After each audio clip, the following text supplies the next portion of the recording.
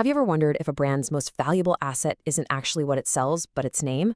Well, that's the core idea behind brand licensing, a multi-billion-dollar strategy that's hiding in plain sight.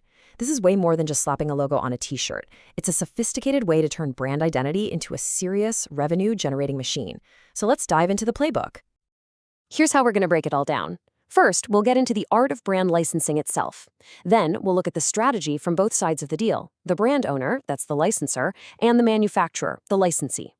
After that, we are going to clear up a very common point of confusion, the difference between licensing and franchising. And to wrap it all up, we'll look at an absolute masterclass in execution, the Star Wars franchise. All right, let's start with the fundamentals. At its heart, brand licensing is really a business model for essentially renting out your brand's most valuable assets. It's about leveraging the power you've built in new and often highly profitable ways. Now, take a look at this number, $200 billion. And get this, that's not the entire market, not even close. That's just the combined annual retail sales from the top 10 licensors in the world. So yeah, this is a massive and frankly often overlooked engine in the global economy, all powered by some of the biggest names you can think of. So what is it exactly? Well, this slide puts it simply. It's a contract, a deal. The brand owner, who we call the licensor, gives permission for their brand to be used. The other party, the licensee, gets to put that brand on their product and pays for the privilege. Think about a toy company making action figures of Marvel superheroes. That's this exact deal in action. It's designed to be a win-win. Okay, here is a really critical distinction. You can only license what you legally own. A company like Caterpillar, for instance, can license its name and its logo for a line of tough work boots because they have exclusive trademarked rights to those things. But what about the feeling a brand gives off? Ferrari can't license the abstract concept of speed, and Disney can't sell the rights to the idea of fun. Those are powerful brand associations, sure, but they aren't ownable intellectual property. So the key takeaway here is it has to be a legally protected asset.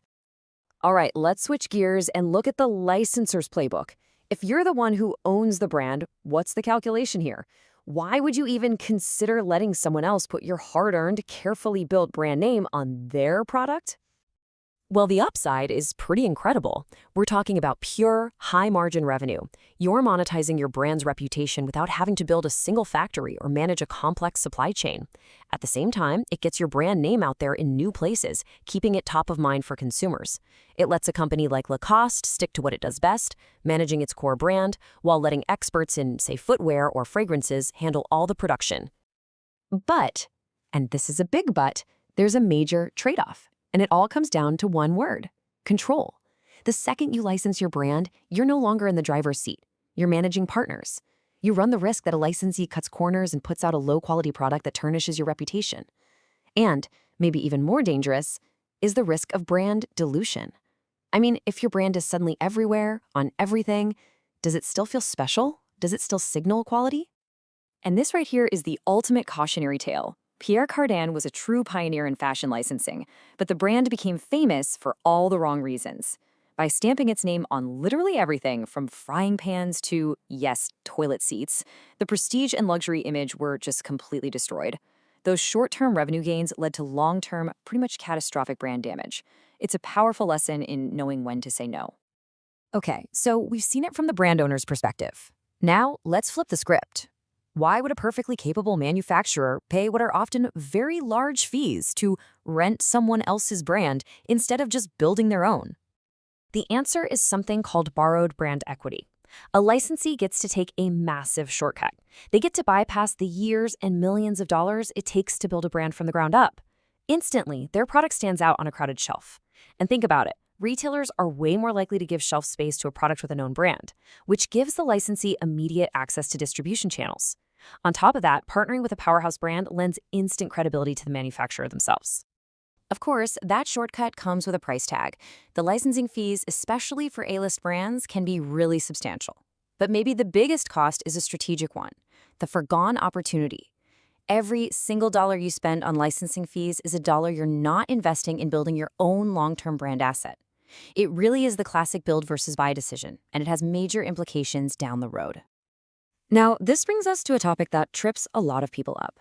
You'll often hear the terms licensing and franchising used interchangeably, but they are fundamentally different business models, and understanding this distinction is absolutely critical. Let's clear this up. This table lays it out perfectly. Think of it this way. Licensing is narrow. It grants you the right to use specific intellectual property, like a logo or a character. Franchising, on the other hand, is broad. It provides an entire turnkey business system, the training, the operations manual, the supply chain, the whole playbook. A McDonald's franchisee doesn't just get to use the golden arches. They get the entire system for running the restaurant. That's why licensing can span tons of different industries, while franchising is usually focused within a single one, like fast food or hotels. So for our final section, let's look at what happens when this strategy is executed at the absolute highest level. There is probably no better example of the incredible world-building power of strategic licensing than the empire built around Star Wars. Let's just start with this number.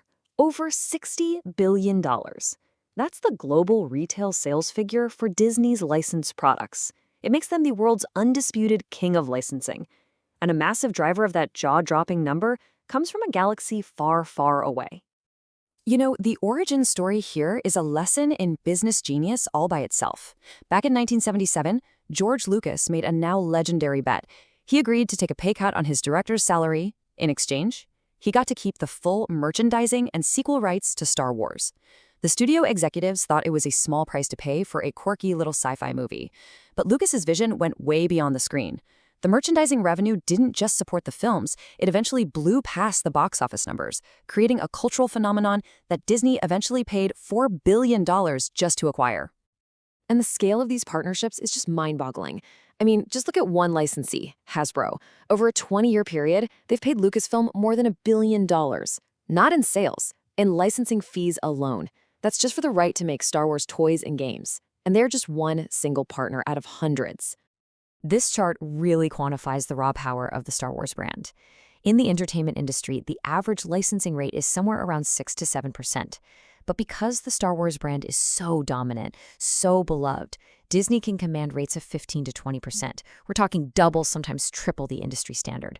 That premium, that gap, is a direct financial measurement of the brand's immense value.